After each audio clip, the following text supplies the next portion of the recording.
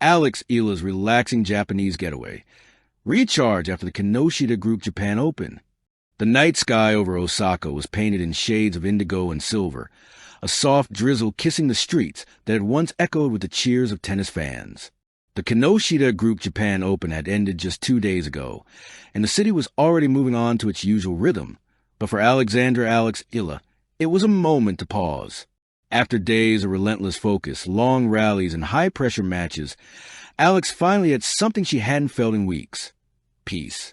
The 20-year-old Filipina tennis star, known for her fiery forehands and fearless energy, traded her racket for a cup of warm matcha and a window seat overlooking Kyoto's gentle morning mist.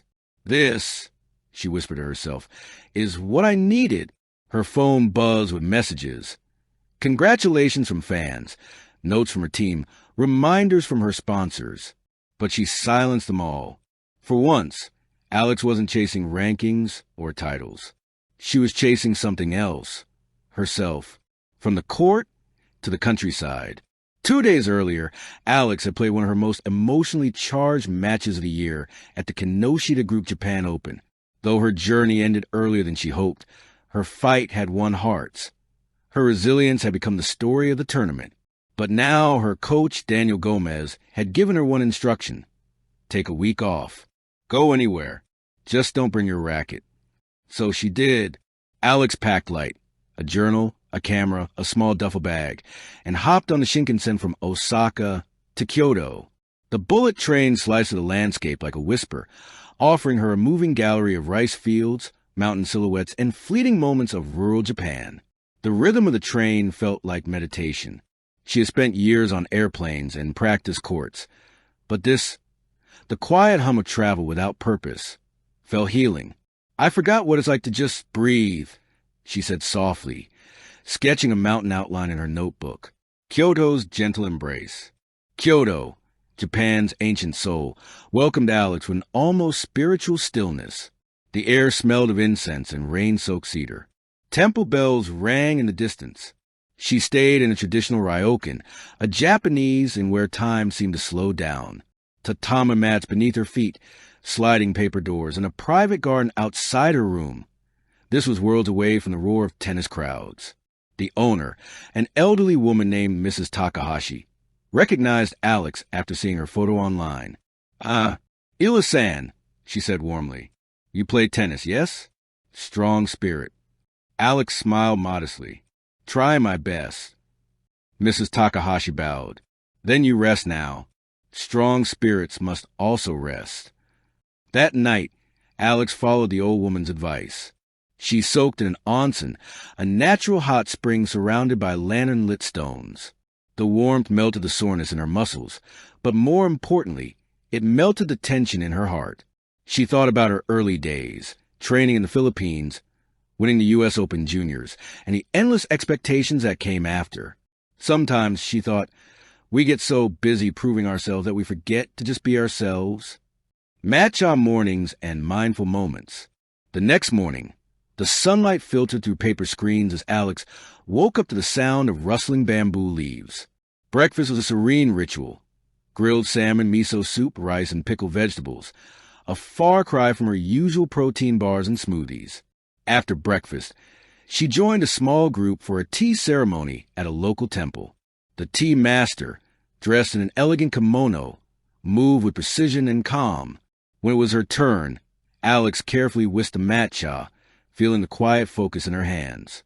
This, she realized, is like tennis. It's all about rhythm, breath, and respect. The ceremony ended in silence. Alex bowed her head, feeling grounded in a way that no trophy could offer. She spent the afternoon wandering through the Arashima bamboo forest, her camera capturing shades of green and gold that danced with the wind. Every photo was a memory, a breath, a new beginning. She captioned one photo on Instagram. "Not every victory comes from winning. Some come from finding peace." Japan. The post went viral overnight. Fans filled the comments with messages of love and admiration. Even Japanese fans, who had watched her battle on the court days ago, wrote messages in both Japanese and English. "You play with heart. Please come back stronger. Red heart, Reflections Under Cherry Blossoms. On her third day, Alex visited Murayama Park, a hidden gem blooming with early cherry blossoms. Though it wasn't peak season, the few pink petals that danced in the wind felt symbolic, fragile yet full of life. She sat on a wooden bench, pen in hand, and wrote in her journal. Maybe losing isn't the opposite of winning.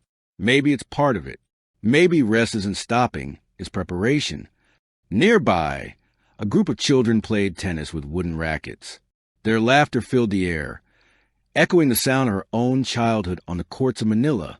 One little girl, noticing Alex, ran up shyly and said in broken English, "You are Alex. Eala, I see you on TV." Alex smiled warmly and knelt to the girl's height. "Yes, that's me. Do you play tennis?" The girl nodded eagerly. "Hi, I want to be like you." Alex's heart melted. She took off her wristband, the same one she wore during her match in Osaka, and handed it to the girl. "Then promise me," she said softly, "you'll always play with love, not fear." The girl beamed.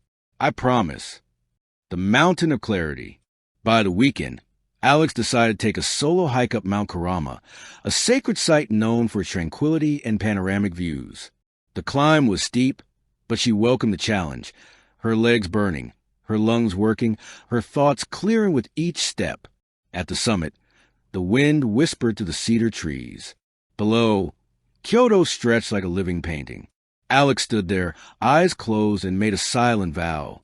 "When I return," she thought, "I'll play not for pressure, not for perfection, but for purpose."